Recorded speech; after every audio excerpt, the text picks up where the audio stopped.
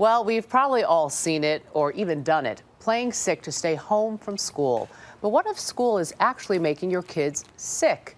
Early Show contributor Dr. Jennifer Hartstein, a child and adolescent psychologist, is here to tell us about the anxiety disorder known as school refusal. Yes. Good morning. Good morning. What is it exactly? This is the experience that your kids have where they just can't get to school. They may seem like they're physically ill, but they just panic at the thought of leaving home to get to school. They just floridly are so anxious that they just can't make it happen.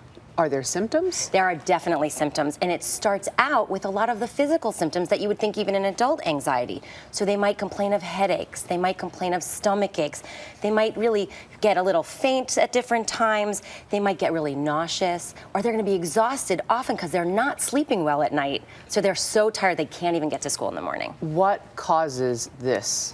There's a lot of things we have to consider. Some of it is basic performance anxiety. Kids want to do well in school. They want to impress their teacher. They want to impress their parents. So they may really be afraid that they're not going to succeed. Maybe they were out for a few days. They can't catch up. So they're afraid that they're just not going to be able to do it. So that's one thing. We want to think also about separation anxiety. They may just not, like a kindergartner might have a hard time leaving mom and dad, be afraid of what's going to happen if they're not there. So some of that impacts their ability to go to school. We also think about bullying. Bullying is going to prevent kids from going. If they're afraid they're going to get picked on, beat up, have a fight, why do I want to be in school that day? I'm staying away. And lastly, any sort of family trauma, divorce or move, death of a pet, anything that's major might really impact their ability to leave the home successfully and go to school. So how do you figure out if you're a parent, if your child really has this, right, or if the child is just going through what every kid goes through? It is so hard because so often kids get sick and we have to be able to determine what's what. So let's say they're starting to panic and they really can't do it and you say, okay, you can stay home today. There's going to be an immediate sense of relief in that moment. Oftentimes, if you can get them to school, they'll calm down also. It's almost anticipatory that they have a problem with, but there's relief. You say, okay, wait a second, there's something else going on here that we have to really investigate. All right, let's say 100% your child has this. How do you deal with it? Is there a treatment? How do you cope as a family? Absolutely, there's things to do. So the first thing you want to do is get down to the root of the matter. You want to ask a lot of questions. What's happening at school? How come things aren't so easy at school? Open-ended questions to pull for information, not yes or no, which pigeonhole them. You want to talk to the school and find out if there's anything happening in the school, and also tell them that they're having some hard time getting there. What can they do to work with you to get them into school?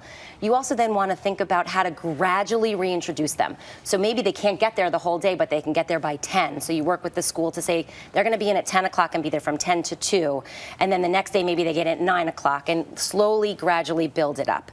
And lastly, you want to teach them how to do relaxation techniques. When they start to get anxious, we have learned that breathing techniques can really slow us down, refocus us. We can change how we think. So you want to find some books or some professionals that can help you deal with that with your kids. How common is this disorder? It's very common. They say that anywhere between 2 to 5% of kids suffer from this kind of disorder. Anxiety disorders are the largest mental health disorder across ages, but 2 to 5% of kids actually suffer from this. And last question, does it typically hit like junior high school kids or grammar school kids? Right. Generally, it starts in elementary school and then again at middle school, but also does happen in high school. If it starts to happen later, there might be some other things happening, depression, other anxiety problems, so you might want to investigate that even more. Dr. Jennifer Hartstein, thank you. Thank you.